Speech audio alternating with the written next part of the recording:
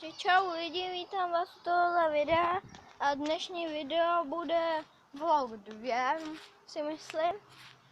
A dneska jsme přijeli z hokejového soustředění, co to kecám. A no, prohráli jsme v zápase, prohráli jsme 7-1. Protože to byli šestáci a my jsme páťáci, no. No, co je?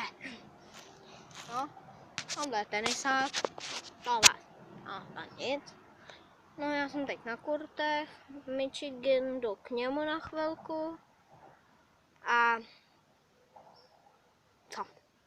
A tamhle je mraveniště.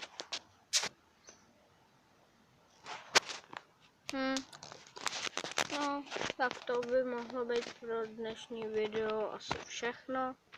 Tak zatím, čau!